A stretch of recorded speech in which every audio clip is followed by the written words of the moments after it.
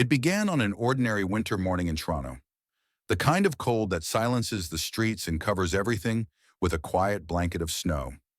But on that morning, something broke the silence. At 7:42 a.m., a delivery driver passing by St. Paul's Catholic Church slammed on his brakes. Through the frosted window of the old red brick chapel, he saw a light. Not just any reflection, but a glowing shape, soft yet unmistakable.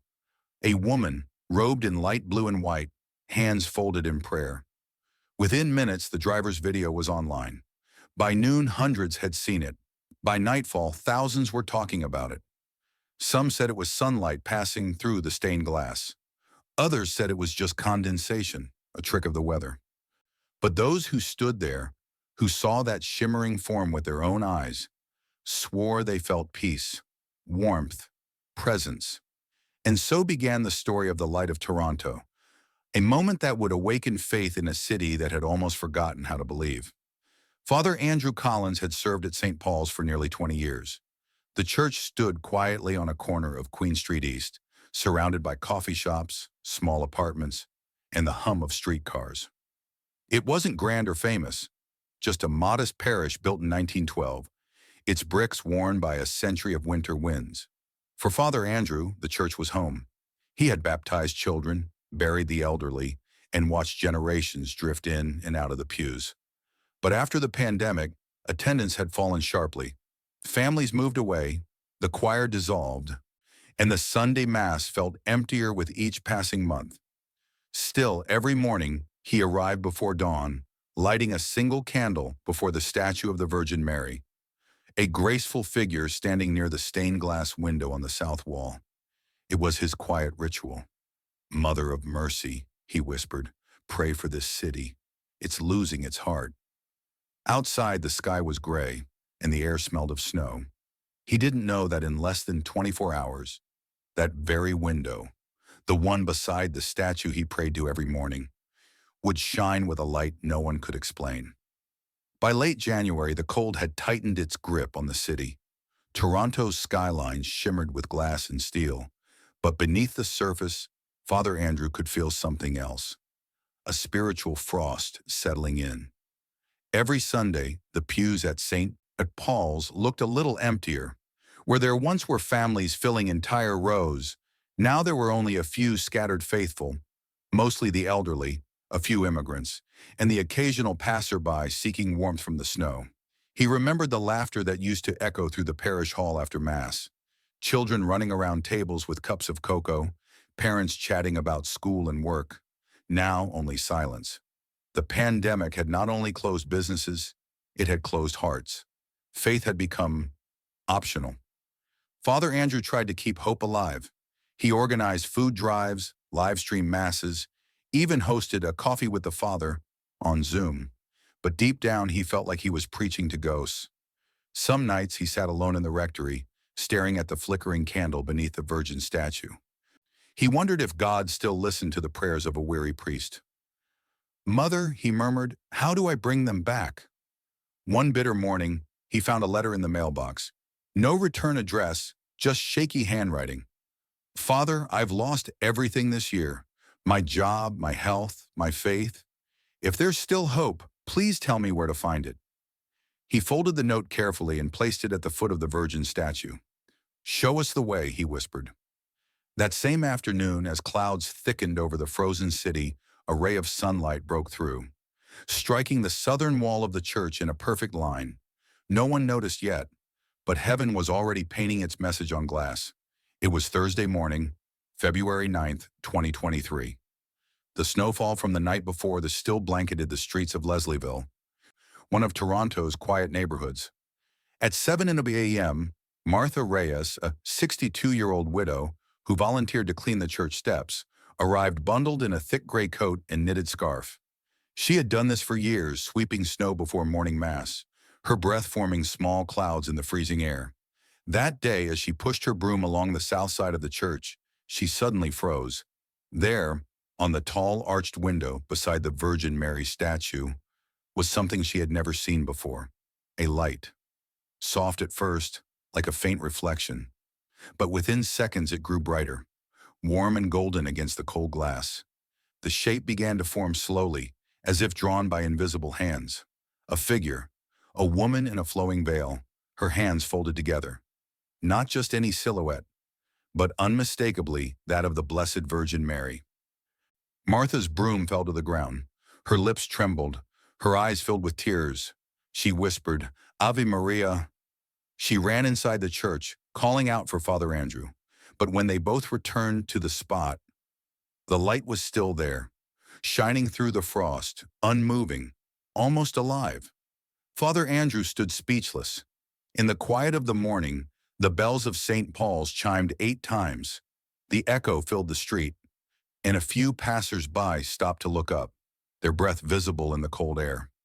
The first witnesses of a miracle had just seen something the world could not explain. By mid-morning, the quiet street outside St. Paul's Church was no longer quiet. Word had spread fast, first through a few neighbors, then through a Facebook post that Martha's grandson had uploaded just an hour earlier. "You won't believe this. A light shaped like the Virgin Mary appeared on the window at St. Paul's in Toronto." Within 2 hours, cars began pulling over. People walking dogs stopped to take photos. A small crowd formed on the sidewalk, their breath mingling in the cold air as phones and cameras lifted toward the glowing image. Local news reporters arrived by noon. They asked Father Andrew what he thought. He didn't know what to say. "It could be sunlight," he said softly, "or perhaps something more." Inside, the church was filled with murmurs. Some parishioners knelt in prayer, whispering the rosary. Others stood in awe, unable to speak. But not everyone believed. A man from a nearby cafe crossed his arms and scoffed, "It's just ice and reflection. You people see what you want to see." Father Andrew heard him, and for a brief moment, doubt pierced his heart.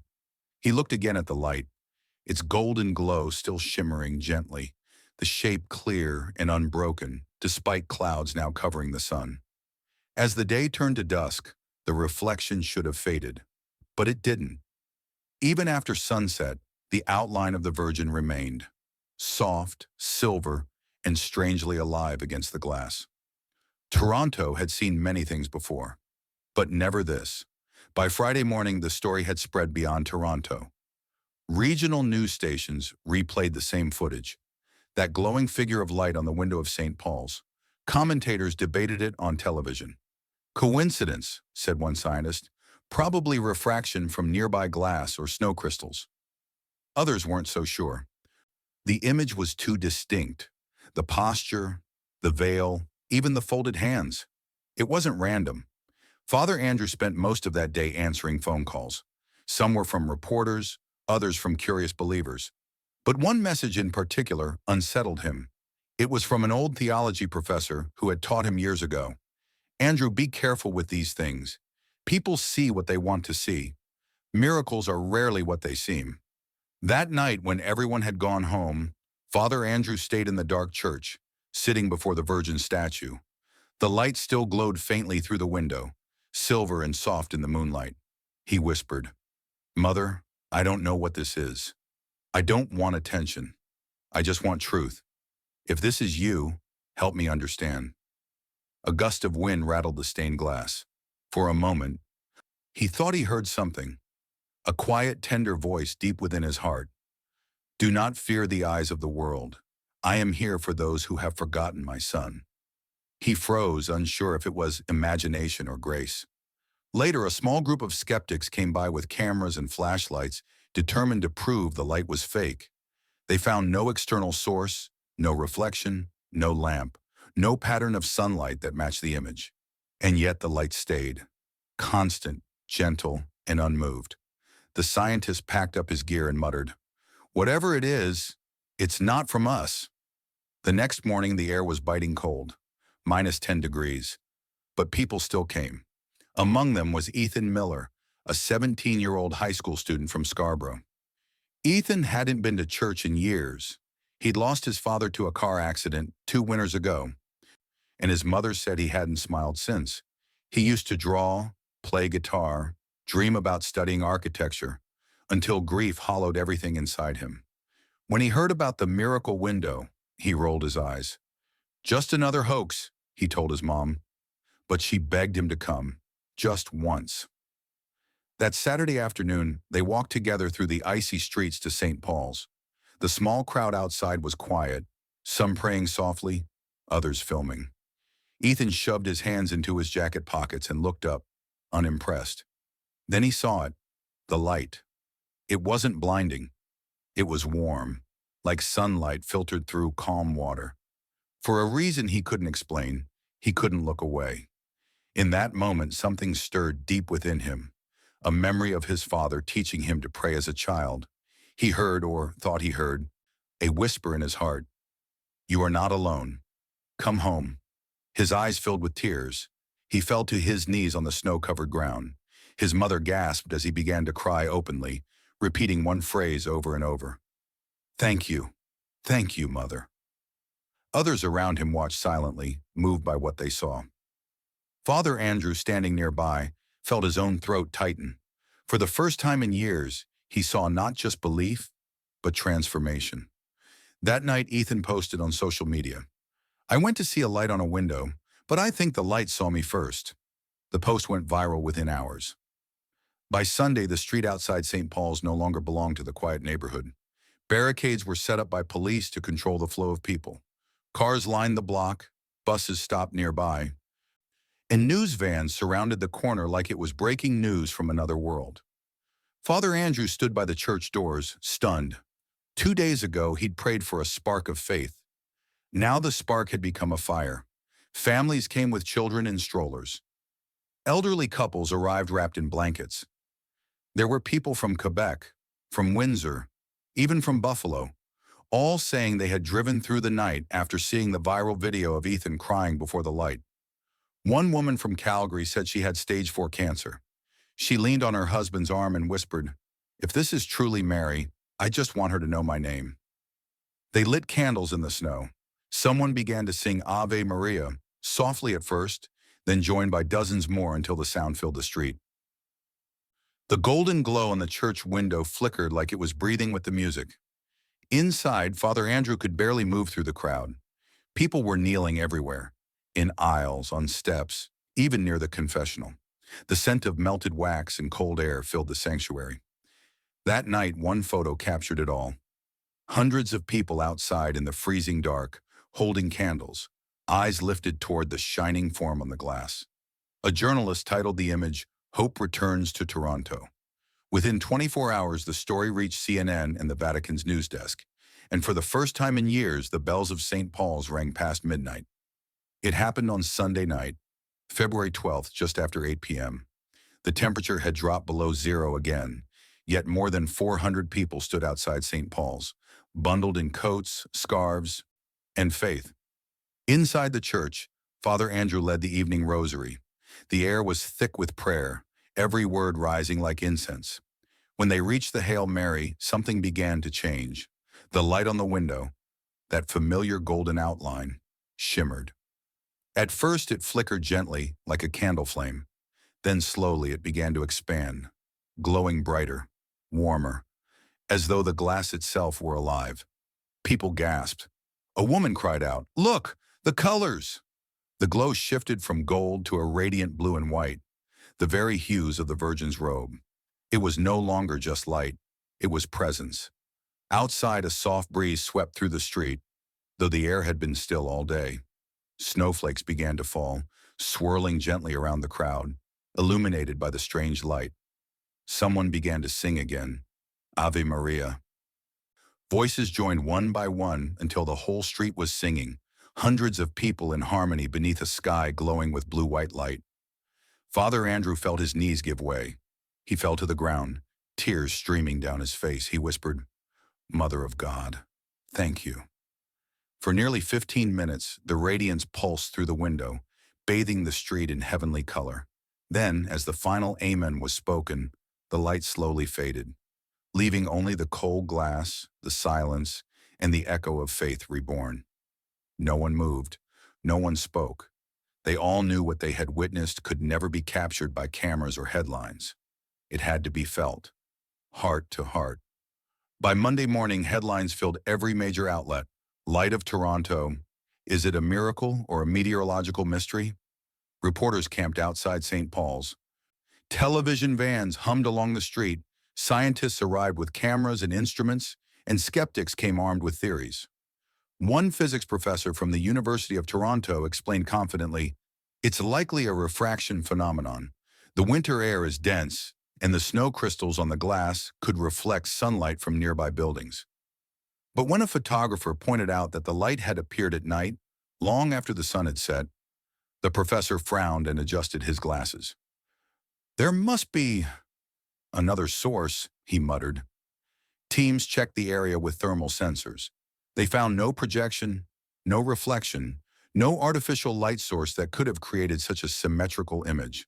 When the scientists left, they looked more puzzled than when they came. Meanwhile, the faithful kept coming. Some knelt in the snow, whispering prayers. Others simply stood in silence, faces lifted toward the window. Father Andrew spoke briefly to the press that afternoon. He didn't call it a miracle. He never used the word. Instead, he said quietly, "I don't think the Virgin appeared to prove anything. She appeared to remind us of something." That night, the crowd was smaller, the light softer, almost gentle, as if the message had been delivered. Even those who doubted couldn't deny one fact: the image had changed hearts. When the crowds finally began to fade, Father Andrew returned to the quiet of his rectory. For the first time in days, the church was still. Only the faint glow from the candles near the Virgin's statue remained, dancing gently on the old wooden walls. He sat before the statue, the same spot where he had prayed countless times before. But this time, he wasn't asking for proof. He was giving thanks. He remembered the letter he'd received, the one from the anonymous person who said they had lost everything. He pulled it out again, smoothing its creased edges. "I think," he whispered, "this was your answer." That night he wrote in his journal, "For years I feared I was preaching to empty pews. I worried the church was dying, but maybe it wasn't dying. Maybe it was waiting for light." He realized something profound. The miracle wasn't just the light on the glass. It was what the light awakened in the hearts of those who saw it. A mother's tears of hope, a teenager's healing, a city pausing to believe again. In the following days, Father Andrew noticed small changes everywhere. People began attending daily Mass again. Confession lines grew longer. The parish hall filled with laughter and music once more. He didn't seek recognition. When reporters asked for his comment, he only said, "I think Mary came not to show power, but to remind us that even in the coldest cities, heaven still finds its way in." He looked once more at the window. The shape of light was faint now, barely visible. But its warmth, that unseen grace, lingered in every corner of his heart. Weeks passed, and winter slowly began to loosen its grip.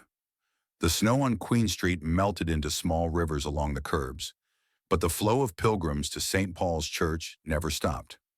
Every evening, candles flickered outside the southern wall where the light had once appeared. Some people came to pray for healing.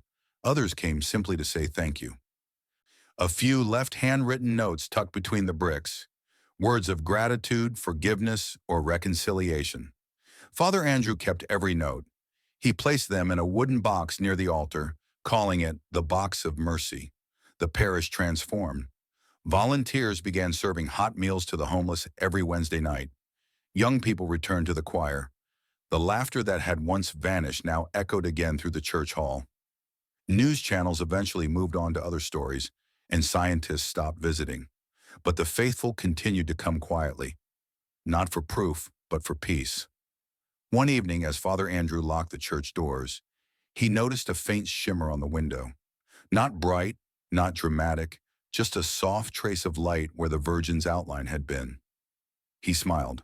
"Still watching over us," he whispered. That spring, the archdiocese began a gentle investigation, not to verify the miracle, but to document it, a testimony of faith reborn in the heart of a modern city. And for those who had been there, no explanation was needed, because belief once awakened never truly fades. In the months that followed, life in Toronto returned to its rhythm, busy, bright, and hurried as always. But for those who had seen the light on the window of St. Paul's, nothing was quite the same again. They spoke of it not as a headline, but as a whisper, a moment when heaven brushed against the glass of an ordinary city. Father Andrew often said in his homilies, "Miracles are not interruptions in nature.